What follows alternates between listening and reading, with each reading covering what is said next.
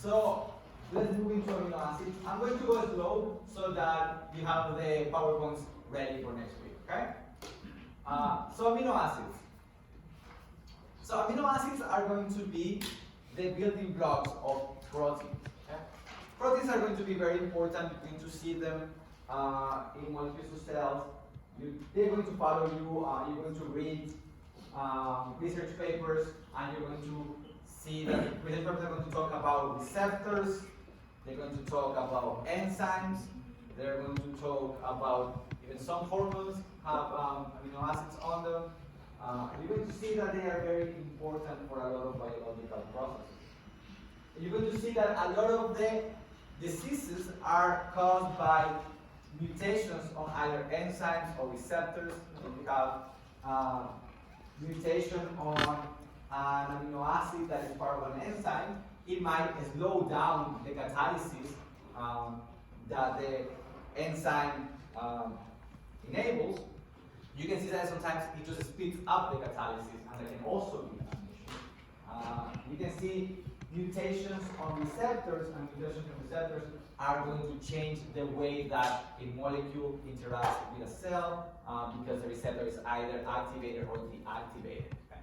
So proteins are going to be these large biopolymers that have a lot of biological importance. And when you go to molecules of cells, you're going to read the name of the enzymes, you're going to read the name of the receptors, but if you read through this chapter, you're going to understand what it means, right? When you see a mutation, you're going to understand why the mutation might be severe or why the mutation might not make as much difference, right?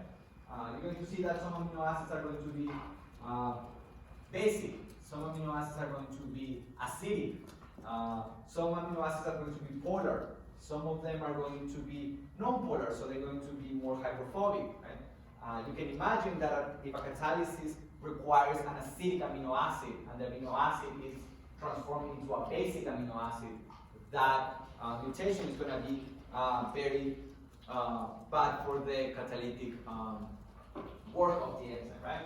But if you have a mutation from one acidic amino acid to another acidic amino acid, then the mutation might not be as bad, right? So you're going to understand what each amino acid does, how it looks, what kind of functional group it processes, okay?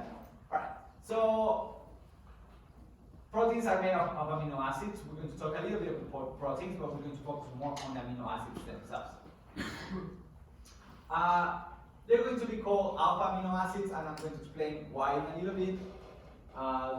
If they're linked, they become a protein. If there are many amino acids linked together, they become a protein. Right? So, depending on the sequence of amino acids, depending how these amino acids are linked together, proteins are going to have different properties. Right? We can talk about folding of these proteins and how these are going to change the reactivity or the catalysis used by the enzymes. So here you're going to see a lot of different uses for proteins. You can have structural proteins. You have keratin, which is a structural protein. You can help in the strength of the tendons, it's part of the skin, hair, and so on. And you have enzymes, which are just going to catalyze reactions. Enzymes are going to catalyze reactions. They are still proteins, and they are made of amino acids. Transport protein, like hemoglobin. Hemoglobin is going to have amino acids, and these amino acids are going to interact with oxygen. And the way they interact with oxygen is going to help capture oxygen and then move it from place to place and then deliver it. And all of this has to do with the interaction between the amino acids and oxygen, and later on the folding and unfolding of the protein. So they are very important. Antibodies are proteins. Right? And how do antibodies interact? How do antibodies interact with the antigen has to do with the amino acids in the protein. Right? So they're going to be electrophoretic interactions, hydrophobic interactions, hydrogen bonds. Right? They all depends on the nature of the protein. And the nature of the protein depends on the nature of the amino acids. We're going to see that. Okay? Toxins, hormones, they're all amino acids. Okay, let's take a look at the structure of amino acids. Here in this class, we're going to try to treat amino acids based on their organic chemistry. Sometimes we're going to get a little more into the biology of them. But let's just start thinking about what an amino acid is, right? So you can recognize two functional groups in here. Carboxylic acid and an amino group. You can recognize it right here. Carboxylic acid and an amino group. We just talked about what that means, so you should be able to recognize. You're going to see that these amino acids, especially the ones that are part of proteins, are going to be called alpha amino acids. Okay, they're going to be alpha amino acids. It has to do where the amino group is placed. Okay? So you're going to learn more of this in the carboxylic acid chapter, but you have this carboxylic acid functional group, which is a carbon-carbon attached to a hydroxy group, and every carbon that is attached to it is going to have a designation. The first is going to be an alpha carbon. If you have two, the second is going to be beta, the third is going to be gamma, and so on. Okay? In this case, we call this alpha amino group because the amino group is attached to the alpha carbon. So the alpha carbon is the first carbon attached to the carboxylic group. The first carbon attached to the carbonyl carbon. Okay? The first carbon attached to the carbonyl carbon is the alpha. The second carbon is going to be a beta. In the amino acids, the amino group is attached to the alpha carbon. Okay? That's the first thing that I want you to identify right now. It seems trivial, but when you're looking at the structures, it will be helpful for you to remember. Yes? So the reason why these are called alpha amino acids is because the amino group is attached to the alpha carbon of the carboxylic acid. What is the alpha carbon? Is the first carbon attached to the carbonyl group of the carboxylic acid. Okay? Alright. Oh, yes. No, you can go to gamma and so on. It depends how long the change is. But for the amino acids that we're going to talk about, most of them, the ones in proteins, are alpha amino. Yeah. Alright. What else do we have in an amino acid? We're going to have this what we're going to call the side chain. The side chain. Okay? You're going to see that the basic structure of amino acids is going to be constant. It's going to be constant. It's going to have a carboxylic acid group, an alpha carbon, and an amino group. What is going to differ is going to be the side chain. The side chain is attached also to the amino carbon, so to the alpha carbon. Okay? Are we here? So every single amino acid is going to have the same structure. We're going to have a carboxylic acid, an alpha carbon, an amino group attached to the alpha carbon, and a side chain attached to the alpha carbon. What is going to change from amino acid to amino acid? Okay. Is going to be the side chain. Okay? Let's start taking a look at it. We're going to go one by one, but I just want to show you what I mean right now. Let's take a look at alanine. Okay? One of the things I'm going to ask you, I'm going to require you to remember is the name and the structures of the amino acids. Only 20 of them, and I'm going to tell you exactly which ones I want you to remember. Okay? But if you recognize, guys, if you recognize the main structure, then it should be easy just to remember the side chain. Okay? Alanine, for example, just has a methyl group,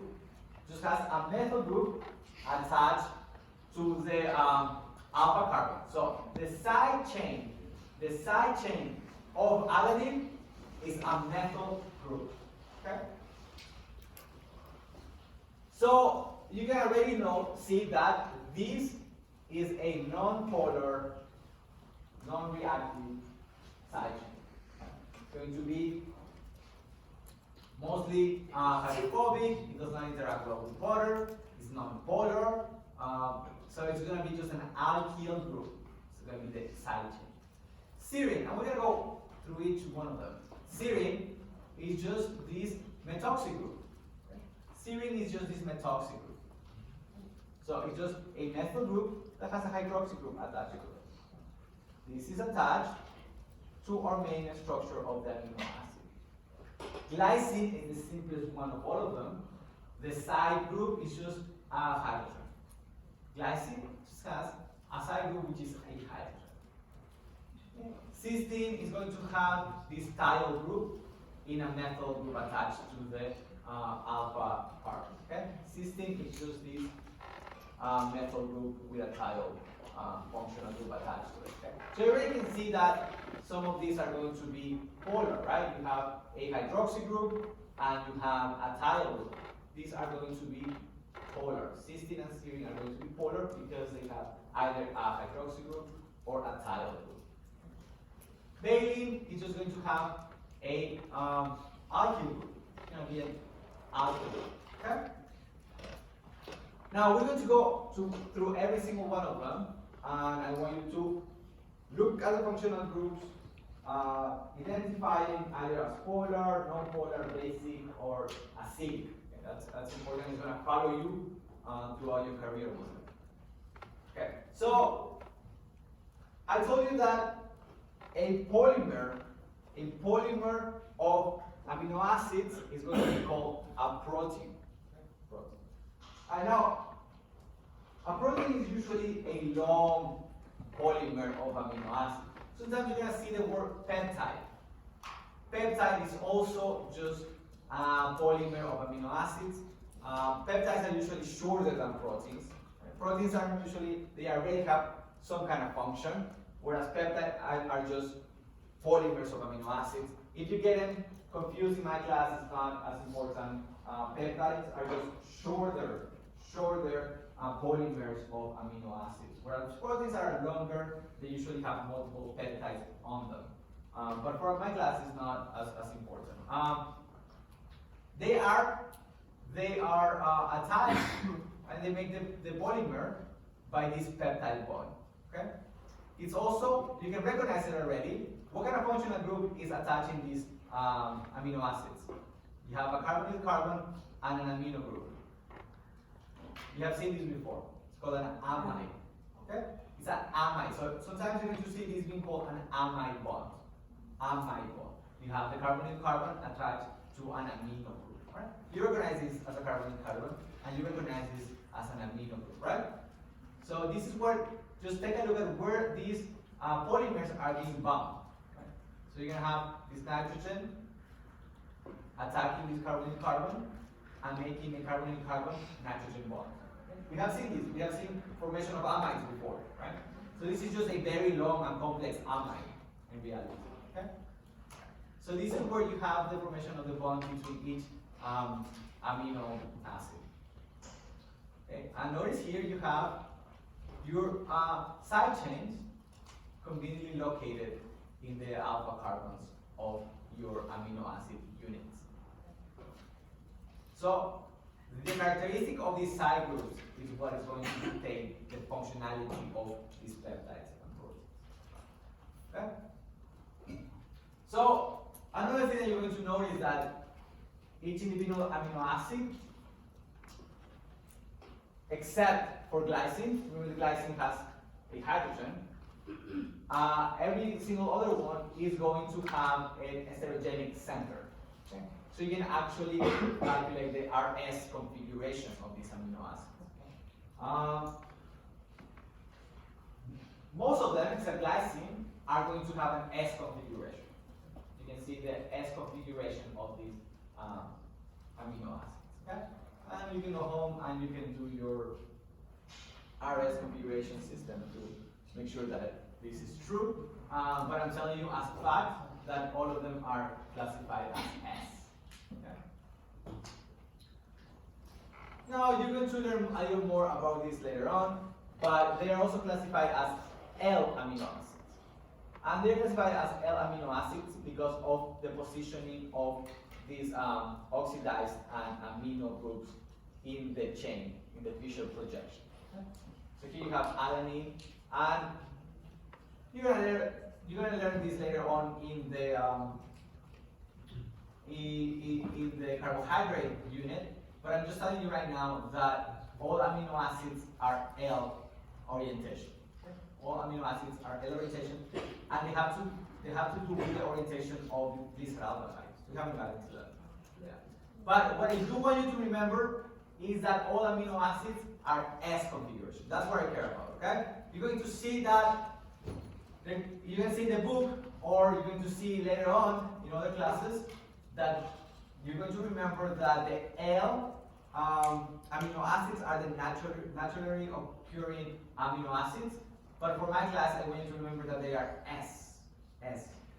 We'll talk about what L and D are, but for now, I just want you to remember that in the RS configuration system, amino acids are classified as S amino acids. Why? Because they have the S configuration. Okay. Right. So some of the amino acids you can find in your diet when you eat meat and you eat your nutrients. You're going to see that you're going to get some of the amino acids, and they are called essential amino acids. Other amino acids can be synthesized in the body. Okay. But these amino acids have to be taken through diet. If you don't eat, you are not going to get these essential amino acids. Okay? Others are processed in the body, they're metabolized in the body. But these you need to get it through eating your meat and your nutrients. Okay?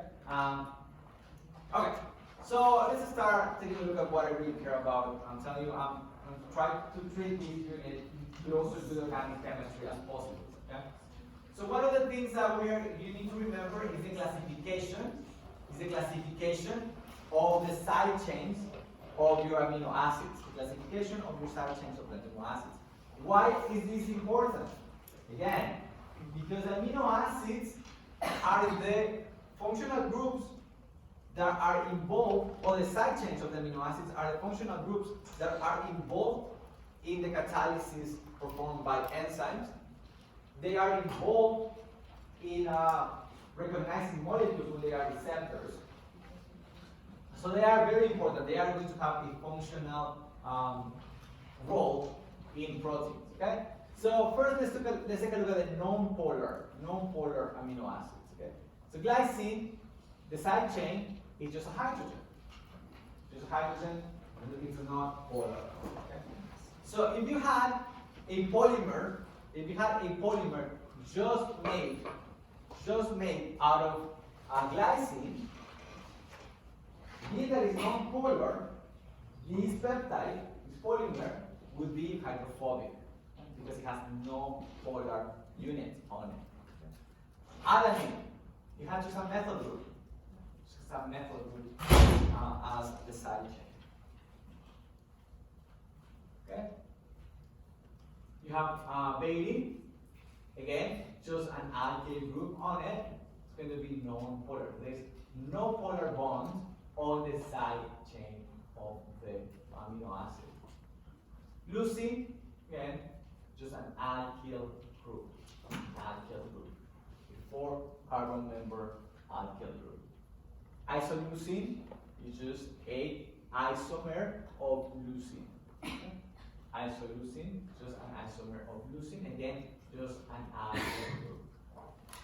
Phenylalanine, which is going to have an aryl group. You can see the benzene ring attached to a methyl group. Okay? Now you're able to recognize the functional groups in these amino acids.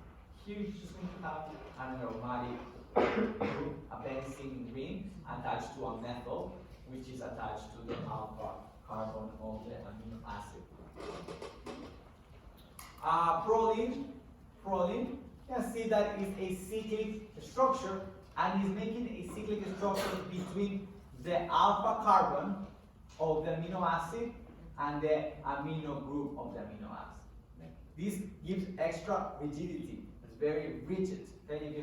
If you were to have a peptide made out of just proline, it would be a very rigid very rigid polymer, it wouldn't bend as much. It wouldn't give you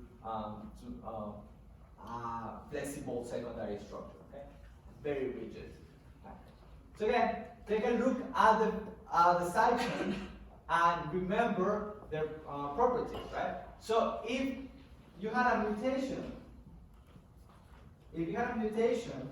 in an enzyme, right, where the mutation was a mutation where the leucine became isoleucine,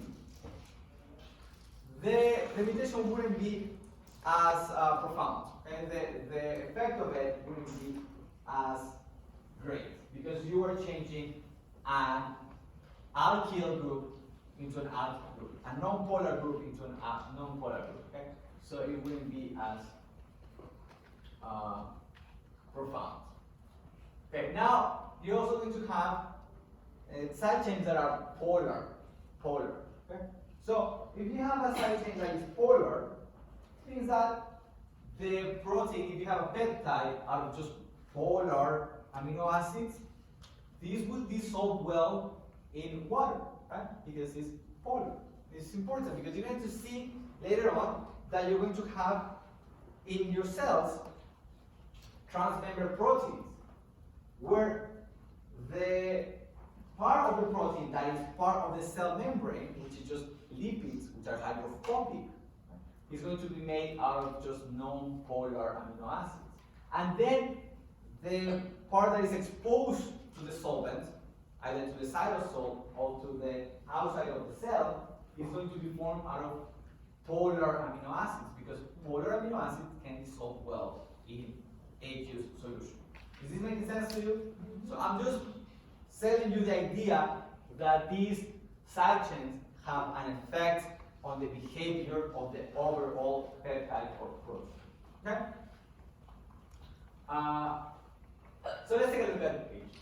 Serine has this methoxy group, right? We saw it before, where you have a methoxy group in the alpha carbon of the amino acid.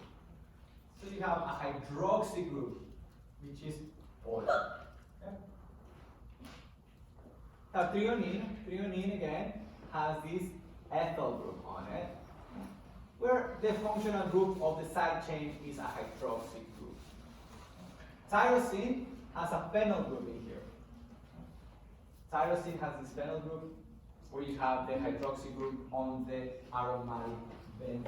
And these are polar side chains of the amino acids. Okay? So a mutation from serine to threonine wouldn't cause too much of a problem because they are both polar. Okay? So sometimes you're going to see in papers this mutation change a serine to an alanine. Right? That mutation might be more important because you're changing a polar amino acid into a non-polar amino acid, so the effect is going to be great. Okay, I'm walking you through them. I want you to remember how they look. Okay. Also remember the 3-letter code for these amino acids. Okay, so you're gonna see for amino acids, you are going to be given either the full name, the 3-letter code, or the 1-letter code. For me, I just want you to remember the name and the 3-letter code. Okay, I'm not going to be asking you for the 1-letter code, but you're going to see this when you're reading papers, and you're going to start reading papers next semester. You're going to see that the mutations in literature are annotated by the single letter code. So at some point for your own benefit, you should learn them. But for me, I just want you to remember the structure. That I do want you to remember the structure, what type of side chain it has, and the 3-letter word. The 3-letter word is going to be useful when we are determining the identity of the peptide. Right? Having the full name as a polymer can be a little hard to determine and too long to write. So I do want you to remember the 3-letter code. However, I don't need you to remember the one-letter code, but it's going to be useful when you reach biochemistry molecules and software. Okay, let's keep going through them. Okay, so you're also going to have sulfur groups. So here you have cysteine, which is going to have this tile group. Cysteine is going to have a tile group. And this is going to be important to remember when we're doing characterization of proteins. When we're doing the determination of proteins, one of the techniques is going to require for us to remember that cysteine has this tile group.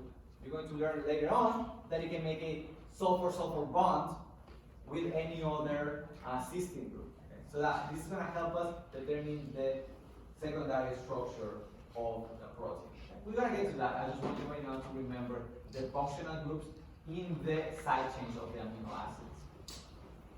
Okay? We have another amino acid that has this sulfide. So the sulfide has two alkyl groups attached to it. Okay? So this is not going to be as polar as the tile group, but it's somewhat polar because of the presence of the sulfur, methionine. Methionine is going to have this sulfide functional group. Okay? Now you're going to see some amide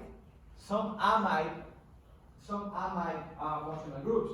And what I want you to get out of these amide functional groups is that this nitrogen is less basic than a nitrogen on a regular amine. Can someone tell me why this nitrogen would be less basic? Why this is really not basic? Yes? If it gets another ATP charge, that has a plus charge. Yes, exactly. And what is it attached to? A carbon. Did everyone hear that? Okay, so the reason why these nitrogens on the amides, do you recognize this as amides, right? Yeah. Okay, so the reason why this nitrogen is not basic is because this nitrogen is attached to a carbonyl carbon. The carbonyl carbon is partially positive, right? It's electron withdrawing, right? It needs electron density, right? Because it's electron deficient, right? So this electron deficient carbonyl carbon is going to prevent the nitrogen from acquiring a new proton, because if